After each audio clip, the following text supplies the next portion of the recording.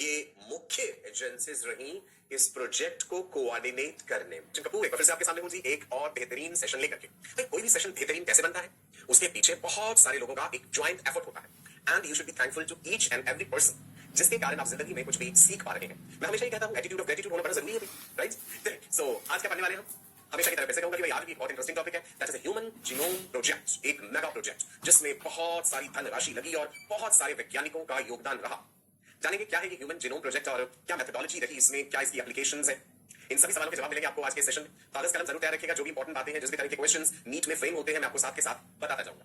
बीच बीच में मैं भी आपसे कुछ सवाल पूछूंगा, राइट जी? सो तैयार है सब लोग? चलिए पॉजिटिव सोच, पॉजिटिव एनर्जी और एक ज़ील के साथ, एक अच्छी उमंग के साथ आज के इस सेशन का आगाज करते हैं। चलिए हेडिंग दे लीजिए आप जल्दी से, ह्यूमन जीनोम प्रोजेक्ट। बड़ी ही बेहतरीन चीज हम पढ़ने वाले हैं।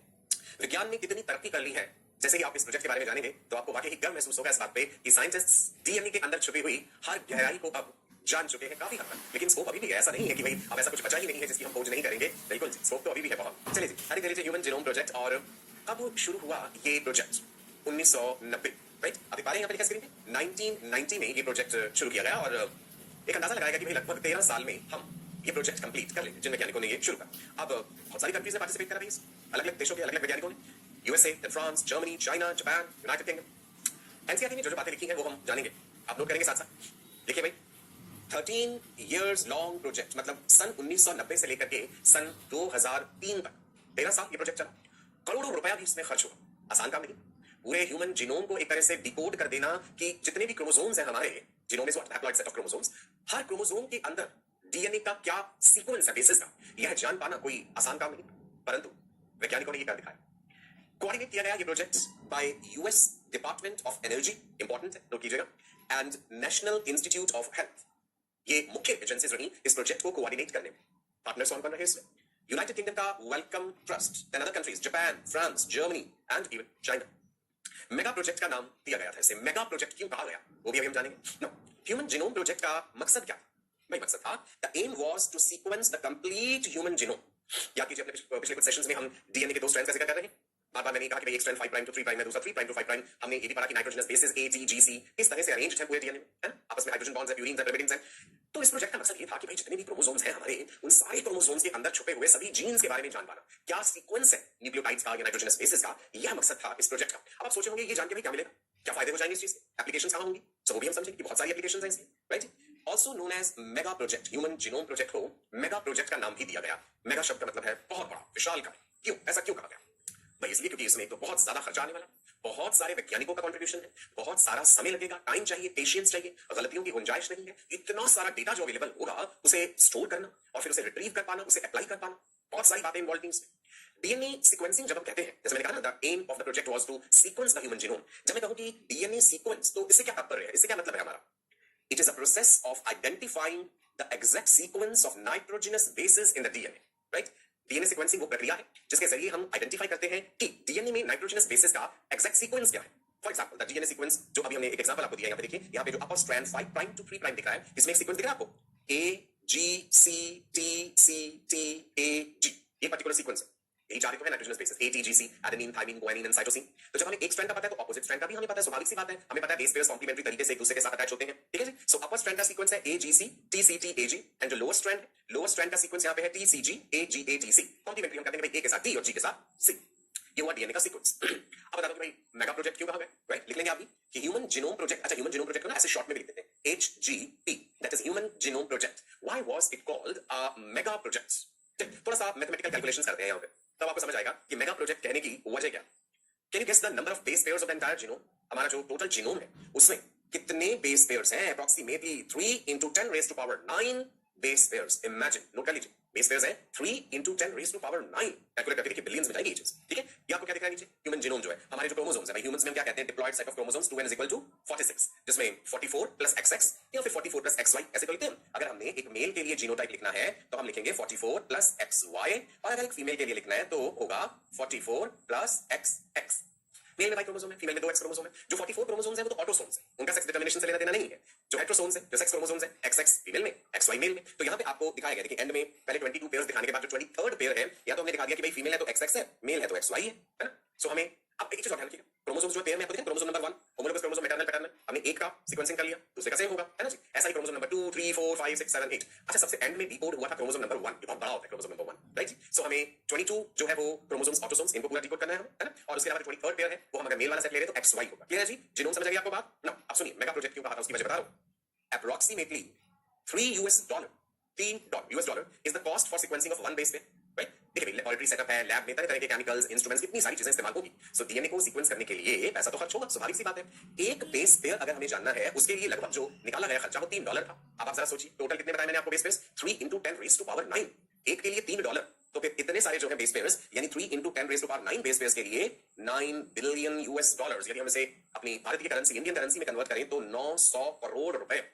इमेजिन 1 2 3 करोड़ नहीं 900 करोड़ रुपया खर्च होना था इस पूरे प्रोजेक्ट पे। इसीलिए हमने क्या नाम दिया भाई, mega project, right. Imagine 3 billion base pairs को सीक्वेंस कर लिया तो इतनी ज्यादा इंफॉर्मेशन कहां पे स्टोर होगी, क्या उसे कागजों पे लिखा जाएगा? अगर हम उसे लिखने लगे तो पता नहीं कितनी बुक्स बन जाएंगी, कितना सारा डेटा हो जाएगा, है ना। So how did they store such a big sequence? मान लो क्रोमोसोम नंबर 1 ही है भाई, इतना लंबा चौड़ा सीक्वेंस उसका कैसे लिखा के रखेंगे कागजों में, है ना। और मान लो लिख भी लिया और बाद में हमें ढूंढना पड़े कि हमें क्रोमोसोम नंबर 1 में उस पोजीशन पे कौन सा बेस पेयर आ रहे, संभव ही नहीं, डेटा रिट्रीव कैसे करेंगे, है ना। सो एक नया क्षेत्र भी उभर करके आया, बायो इन्फॉर्मेटिक्स। अभी हम जानेंगे बायो इन्फॉर्मेटिक्स क्या है, ठीक है जी ना। इधर देखो, मान लो कि अगर हम जो टोटल बेस पेयर्स हमारे पास आए हैं, जो डेटा आया है उसे लिखने लगे और 1000 अक्षर लिखे हम एक पेज पर, एक किताब का एक पेज, उसके ऊपर 1000 लेटर्स मैंने लिखे, ठीक है। एक कंप्लीट किताब जो बनेगी 1000 पेज की बना, वन बुक 1000 पेजेस, हर पेज पे 1000 लेटर, तो ऐसी 3300 किताबें बन जाएंगी।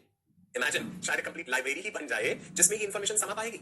एक पेज 1000 अक्षर, एक किताब में 1000 पन्ने 1000 पेजेस, और ऐसी 3300 किताबें, unbelievable.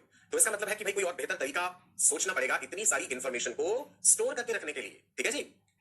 Storage, retrieval and analysis of the data will be very difficult. यदि आप कागज कलम लेकर के लिखने चले या टाइप करने चले हम तो ये संभव नहीं हो पाएगा, ठीक है जी। ना तो प्रॉपर तरीके से स्टोरेज हो पाएगा, ना ही जरूरत पड़ने पे वो डेटा हम रिट्रीव कर पाएंगे, और ना ही हम उसका एनालिसिस कर सकते हैं फिर, है ना। It is very difficult. So फिर वैज्ञानिकों ने सोचा कि भाई हमें मदद लेनी पड़ेगी टेक्नोलॉजी, कंप्यूटर्स। ऐसे प्रोग्राम्स डिजाइन करने पड़ेंगे, या कह दीजिए ऐसा सॉफ्टवेयर डिजाइन करना पड़ेगा जिसमें एक एक क्रोमोसोम का सटीक तरीके से कंप्लीट इंफॉर्मेशन डाला जा सके।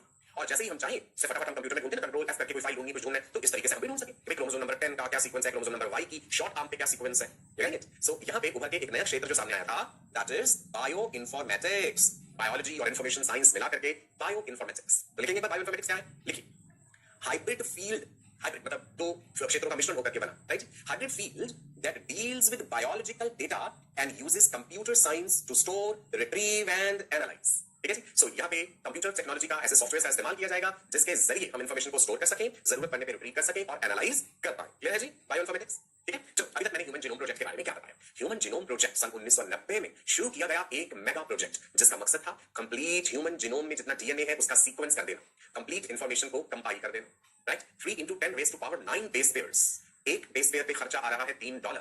सो टोटल 900 करोड़ रुपया खर्च होना था इस प्रोजेक्ट पे, और कई कंट्रीज के वैज्ञानिक इसमें इन्वॉल्व हुए। ये प्रोजेक्ट कोऑर्डिनेट किया गया था यूएस डिपार्टमेंट ऑफ एनर्जी के द्वारा and national institute of health के द्वारा। इसके अलावा चाइना, जापान, जर्मनी, इन कंट्रीज ने भी अपना योगदान इसमें दिया, ठीक है जी। अब हम देखते हैं कि ह्यूमन जीनोम प्रोजेक्ट के गोल्स क्या थे, मेथोडोलॉजी क्या रही, इसमें क्या इंपॉर्टेंट फीचर्स हैं एंड एप्लीकेशंस क्या है। इतना धनराशि, इतना समय, इतना एफर्ट खर्च करने का फायदा तो कुछ होगा ना, एप्लीकेशंस तो होंगी इस चीज की, जानते हैं। चलिए सुनिए, हमारा जो डीएनए है इसमें जीन्स कितने हैं। अच्छा ये तो आप जानते हो ना, जीन डीएनए का एक segment which is coding for messenger RNA. Transcription translation पढ़ते समय हमने ये जाना था हमारे जीनोम का कितना हिस्सा ऐसा होता है जो कोड नहीं करता है, नॉन कोडिंग रीजन है ना। सो गोल था identification of approximately 20,000 to 25,000 genes in the human DNA. अच्छा पहले हम मानते थे कि शायद 80,000 से लेके लगभग लाख, सवा लाख, 1,40,000 तक जीन्स होंगे हमारे पास। लेकिन ह्यूमन जीनोम प्रोजेक्ट के परिणाम जब हमारे सामने आए तो ये बड़ी हैरत अंगेज बात रही कि हमारे डीएनए में 20,000 से 25,000 जीन्स हैं, और उनमें से भी बहुत सारे ऐसे हैं जिनका हमें फंक्शन नहीं पता। एग्जैक्ट कितने हैं वो भी मैं आपको बताऊंगा, ठीक है जी। तो यहाँ पे हमारा जो एस्टिमेशन था identification of approximately 20,000 to 25,000 genes in the human DNA. अब आप देख लीजिए भाई, ये रहा क्रोमोसोम, ये रहा डीएनए, डीएनए के 2 स्ट्रैंड्स और उनके ऊपर आप नाइट्रोजनस बेसिस का सीक्वेंस देख पा रहे हैं। ये छोटे छोटे सेगमेंट्स जो है डीएनए के, ये जीन कहला रहे हैं, ठीक है बेटा। चलो, determination of 3 billion chemical base pairs of the human DNA. Human DNA में 3 बिलियन केमिकल बेस पेयर्स जो है इन्हें डिटरमिन कर पाना। हम गोल की बात कर रहे हैं कि इस पूरे प्रोजेक्ट का गोल क्या था। ये बेसिक स्ट्रक्चर तो आप जानते हैं जी, शुगर है, then we have phosphate, we have the nitrogenous bases which are projecting inwards, purines and pyrimidines। आपको डबल बॉन्ड, ट्रिपल बॉन्ड्स नजर आ रहे हैं यहाँ पे, राइट जी। केमिकल बेस पेयर्स दिखे आपको ना। दूसरा गोल था कि जितनी भी इंफॉर्मेशन होगी सारी की सारी इंफॉर्मेशन स्टोर करी जाएगी एक बेहतरीन डेटाबेस की फॉर्म में। ऐसे सॉफ्टवेयर डिजाइन करे जाएंगे जिसमें एक एक क्रोमोसोम का कंप्लीट सीक्वेंस फीड कर दिया जाएगा, राइट। चलिए आगे बढ़ते हैं ना। Improvement of tools for data analysis. Data आ गया हमारे पास, हमने फीड कर दिया कंप्यूटर में, जब हमें जरूरत पड़ी डेटा हमारे सामने आया उसे एनालाइज करना है, ठीक है। अब एनालाइज करें, जैसे फॉर एग्जांपल हम जानते हैं कि कैंसर जो है that is uncontrolled division of cells. हर सेल का एक अपना तरीका होता है सेल डिवीजन शो करने का। एक सर्टेन स्टेज के बाद सेल्स डिवाइड करना बंद कर देते हैं, right? जो सेल्स कैंसर हो जाते हैं वो अनकंट्रोल्ड वे में डिवाइड करते रहते हैं। कैंसर सेल्स को अगर जेनेटिक लेवल पे हम एनालाइज करके देखें तो हमें पता चलता है कि there are certain mutations which are the reasons for cancer. कई वजह हो सकती है कैंसर, हार्मफुल रेडिएशन डीएनए में म्यूटेशन कर देते हैं, कई केमिकल सब्सटेंसेस ऐसे हैं, ड्रग्स हैं, डाइज हैं जो डीएनए में म्यूटेशन करते हैं तो सीक्वेंस बदल जाएगा बेस पेयर्स, है ना। तो जब हमें एनालाइज करना है इस बात को कि एक कैंसर सेल और एक हेल्दी सेल में कहां पे डिफरेंसेस आ रहे हैं, कौन से क्रोमोसोम में किस हिस्से में गड़बड़ हो जाने से सेल कैंसर हो जाता है, राइट। सो ये एप्लीकेशन भी है इस ह्यूमन जीनोम प्रोजेक्ट का, आगे भी देखेंगे हम और ये चीजें, right. So improvement of tools for data analysis, data को एनालाइज करने के लिए और बेहतरीन टेक्नोलॉजी हमें चाहिए, और ऐसा कर वैज्ञानिकों to transfer the related technologies to other industries. Human genome project के साथ कितनी सारी बातें और जुड़ी। क्या एग्रीकल्चर के क्षेत्र में इसका उपयोग है? डेफिनेटली है जी।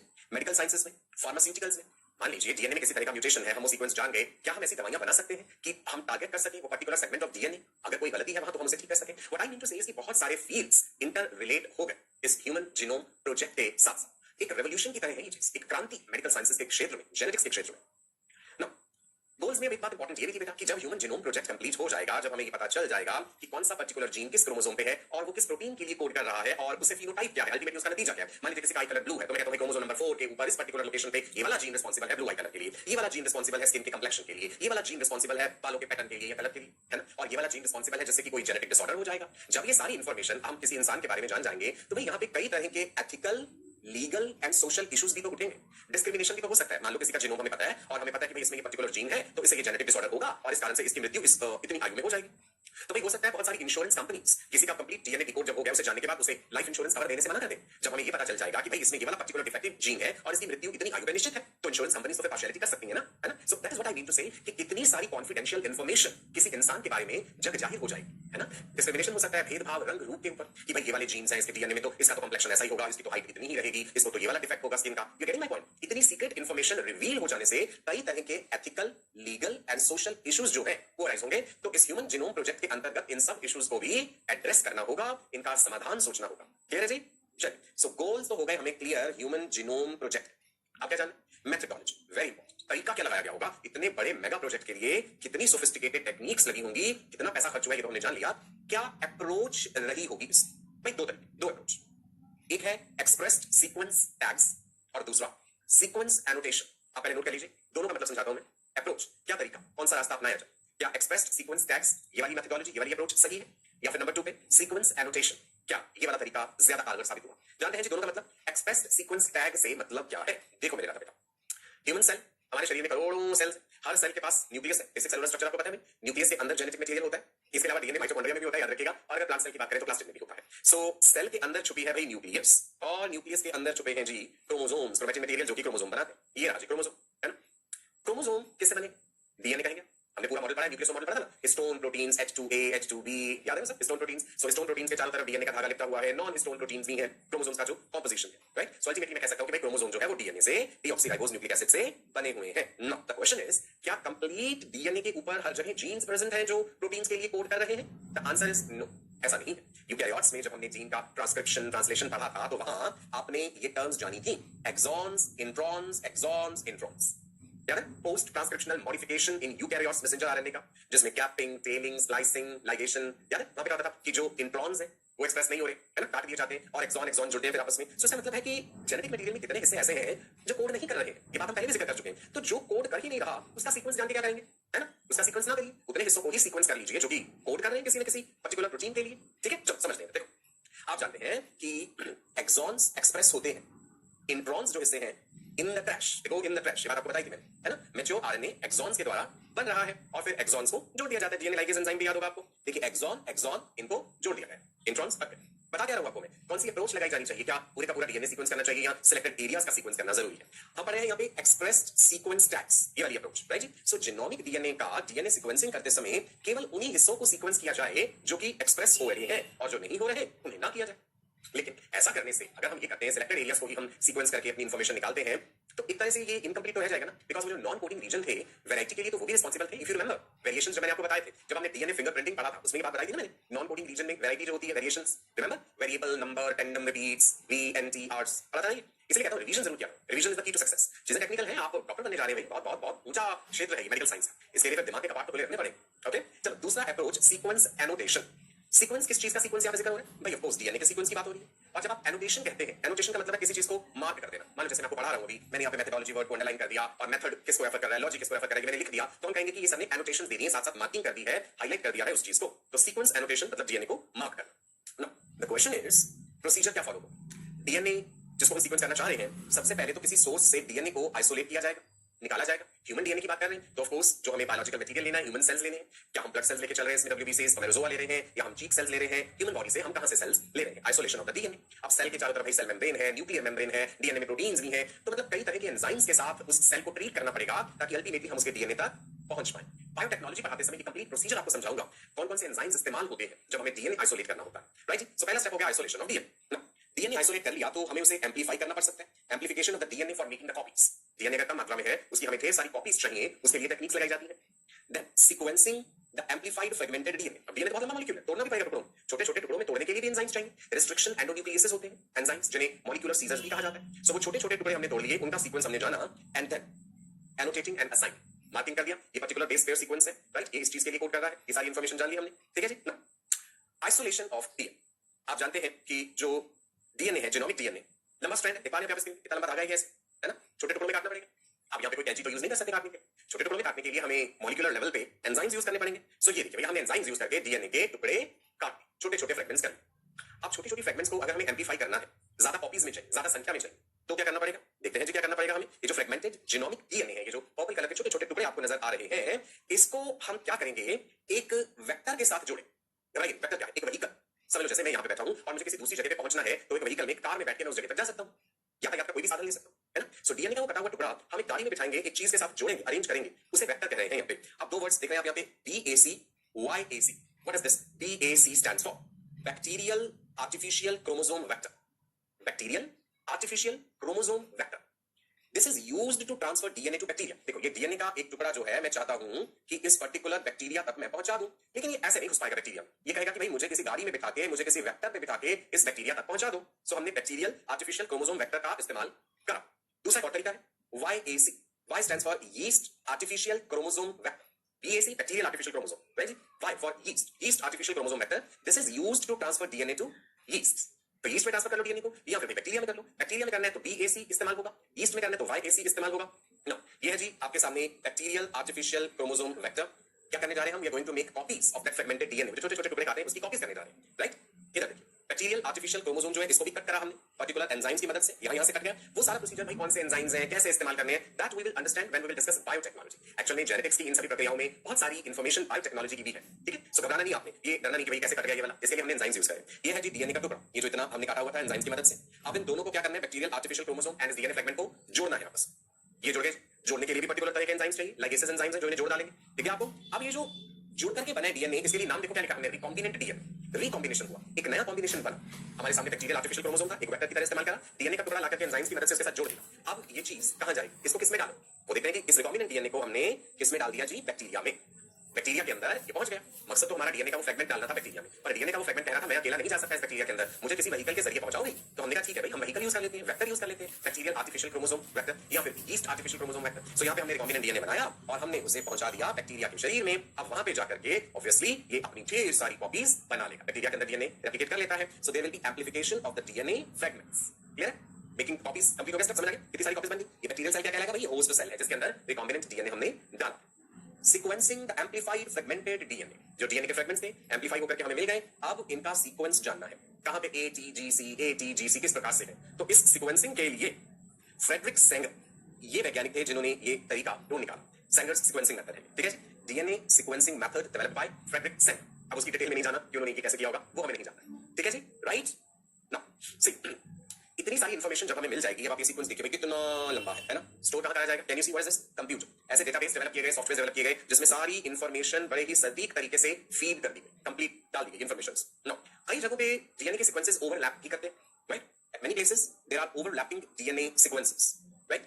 सी नो, बिगिनिंग में मैंने आपको बात बताई थी कि भाई क्या कंप्लीट डीएनए को ही डिकोड कर देना चाहिए या फिर हमें सिलेक्टेड एरियाज को करना है। तो जो टेक्निक हम पढ़ रहे हैं अभी, सीक्वेंस एनोटेशन, इसमें क्या कहा गया था कि भाई complete annotating the complete DNA sequence, जहां पे हमें इंट्रॉन्स, एक्सॉन्स सब कुछ पता है ना, हमें इनकम्प्लीट नहीं छोड़ना है उस चीज। तो यही तरीका अपनाया गया था कंप्लीट डीएनए सीक्वेंस।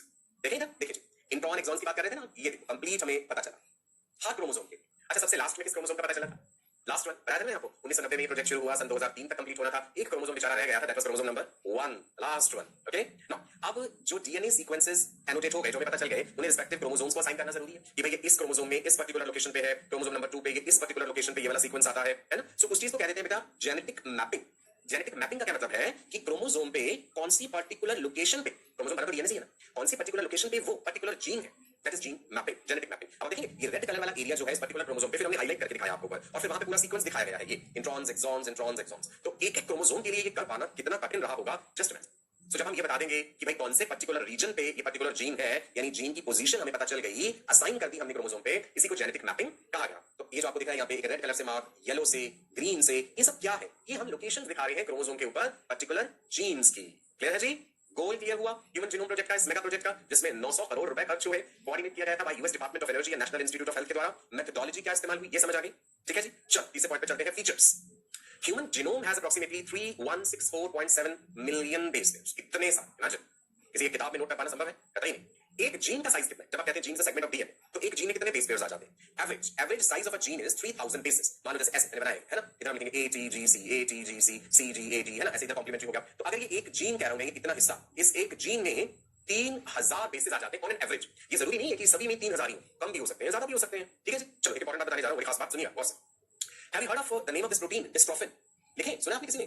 मसल का स्ट्रक्चर पढ़ते समय have you heard of this protein? Dystrophin. आपको स्केलेटल मसल्स याद होंगे, हमने पढ़ा था क्लास 11th में, muscle contraction, myosin, actin, title, desmin, याद है? प्रोपोनिन, प्रोपोमायोसिन। वहीं पे एक प्रोटीन का मैंने जिक्र करा था जब आपको मस्कुलर डिस्ट्रॉफी बताया होगा, ड्यूशेन मस्कुलर डिस्ट्रॉफी। एक प्रोटीन होता है डिस्ट्रॉफिन, मसल्स, स्केलेटल मसल्स में डिस्ट्रॉफिन नाम का प्रोटीन है। ये मसल की जो प्लाज्मा मेम्ब्रेन है, सार्कोलेमा, उसे मजबूत बनाता है, उसे स्ट्रेंथ देता है। जो जेनेटिक डिसऑर्डर बताया ना, ड्यूशेन मस्कुलर डिस्ट्रॉफी, DMD कहते हैं। It's an x linked genetic disorder which is found in males, x chromosome से लिंक। इसमें क्या है, डिस्ट्रॉफिन प्रोटीन नहीं बनता मसल्स में, मसल्स की प्लाज्मा मेम्ब्रेन सार्कोलेमा कमजोर पड़ जाती है, और जब मसल्स कॉन्ट्रैक्ट करते हैं तो वो सार्कोलेमा इजीली रप्चर हो जाता है। तो ये जेनेटिक डिसऑर्डर के लक्षण जो है ये आने शुरू हो जाते हैं 2-3 साल की उम्र पे, धीरे-धीरे टीनेज तक आते आते इंसान व्हीलचेयर पे आ जाता है, फिर मृत्यु हो जाती है। So dystrophin is a very important protein. Now सुन, यहाँ ह्यूमन जीनोम प्रोजेक्ट का जिक्र करते हुए डिस्ट्रॉफिन का जिक्र क्यों आया?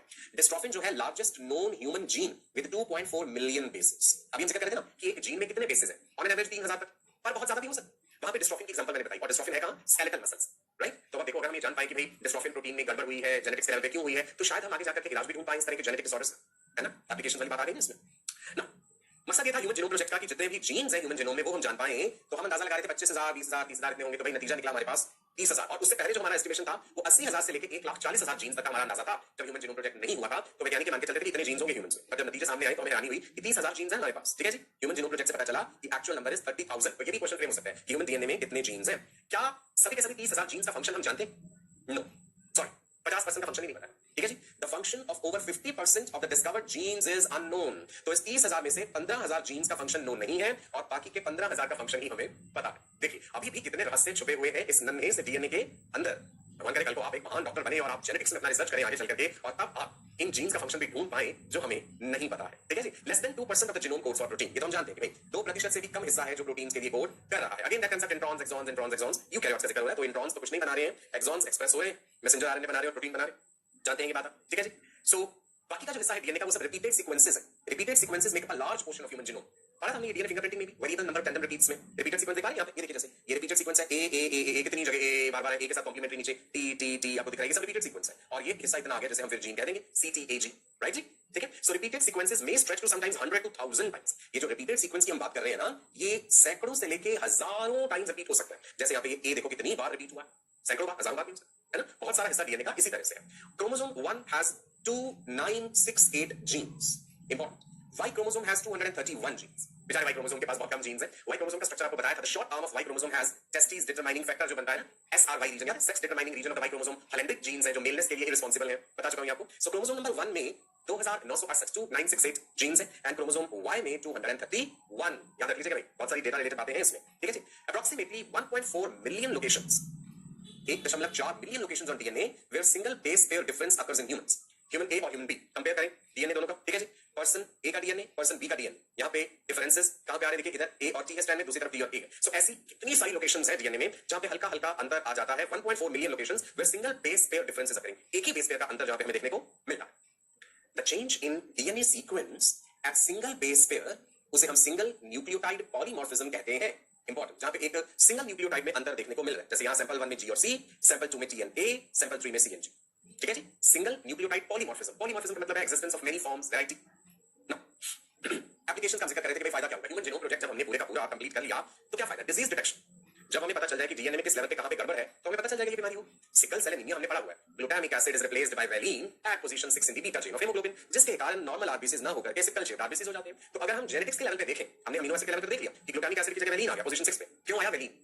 कोडॉन में गड़बड़ कहां हुई थी? क्या हो गया था नाइट्रोजनस बेसिस में? देखिए नॉर्मल आरबीसीज में अगर हम डीएनए में सीक्वेंस देखें तो सीटीसी और यहीं पे गड़बड़ हो जाती है, सीएसी हो जाता है। तो देखिए एक टी की जगह एक ए आ जाने से कितनी भयंकर समस्या हो गई कि एक जेनेटिक डिसऑर्डर हो गया। सो अगर हम डीएनए पूरा सीक्वेंस कर चुके हैं तो हमें पता चल जाएगा कि कौन सी डिजीज हो सकती है। राइट जी, क्लियर है? सो ह्यूमन जीनोम प्रोजेक्ट के goals, methodology, features and applications, ये सारी चीजें हमने जान। कैंसरस सेल्स के बारे में मैंने बताया था कि स्टडी ऑफ कैंसरस सेल्स हमारे लिए कितनी बेहतर हो गई जब हम ये जान जाएं कि कैंसरस सेल्स का जीनोम जो है वहां कहां गड़बड़ हो रखी है as compared to a healthy cell. बताया ना कैंसर क्या है? Uncontrolled division of the cells. तो डीएनए में म्यूटेशन हो जाने से सेल का ये जो कंट्रोल मैकेनिज्म है अपने सेल साइकिल को रेगुलेट करने का, यही खत्म हो जाता है। तो डीएनए की इन सभी गहराइयों को जान पाने से हम इन सब चीजों को जान सकते हैं। फोरेंसिक साइंसेज में बहुत बेहतर उपयोग है। डीएनए फिंगरप्रिंटिंग की जब हमने बात करी थी, है ना, कि कहीं कोई क्राइम हुआ है, वहां से हमने ब्लड सैंपल कलेक्ट करा है, सैंपल डीएनए एक्सट्रैक्ट करे, उसका पूरा डीएनए सीक्वेंस हमने जान लिया। फिर जो भी कोई इंसान सस्पेक्टेड है, जिस पे हमें शक है कि भाई इसने ये मर्डर तो नहीं करा, इसने ये क्राइम तो नहीं करा, उसका डीएनए लेकर के हमने सीक्वेंस कर लिया और सस्पेक्ट के डीएनए सीक्वेंस को फिर हम मैच करके देखें कि क्या वो जो क्राइम साइट से डीएनए इकट्ठा किया गया उससे मैच हो रहा है या नहीं हो रहा। तो फोरेंसिक साइंसेज में तो विशेष उपयोग है इस चीज का, ठीक है, जैसे हम जान पाएंगे कि कोई इंसान गिल्टी है उस क्राइम के लिए या नहीं। राइट जी, चलिए और इंटरेस्टिंग बात बताऊं आपको। ऐसा नहीं है कि सिर्फ ह्यूमंस का कंप्लीट जो जीनोम है वो डिकोड किया गया है, और भी कई ऑर्गेनिजम्स हैं, नॉन ह्यूमन मॉडल्स, जिनके जीनोम सीक्वेंस हुए हैं। E coli bacteria, yeast, rice, Caenorhabditis elegans, Drosophila fruit fly, Arabidopsis, bacteria, plants, yeast, arthropods, worms, बहुत सारे ऐसे मॉडल ऑर्गेनिजम्स हैं जिनका हम डीएनए सीक्वेंस कर चुके हैं। सो ये था जी हमारा ह्यूमन जीनोम प्रोजेक्ट। एनसीईआरटी में से जरूर पढ़ लीजिएगा। इंपॉर्टेंट डेट्स, कब से कब तक प्रोजेक्ट चला, मेगा प्रोजेक्ट क्यों कहा गया, कितना खर्च आया इस पे, कौन कौन सी कंट्रीज का योगदान रहा, ये सब बातें आपको पढ़ लेनी है और गहराइयां जानेंगे बायोटेक्नोलॉजी में। राइट जी, सो आज के लिए इतना ही। मैं आपका अपना डॉक्टर सचिन कपूर अब आपसे विदा लेता हूं। आपको ढेर सारी गुड विशेष देता हूं। पढ़ाई इतनी भी मुश्किल नहीं है जितनी कभी कभी आपको लगती हो। हर चीज इक्वली इंटरेस्टिंग हो ये जरूरी नहीं है। किसी भी चीज में इंटरेस्ट डेवलप करना आपके अपने हाथ में है। राइट।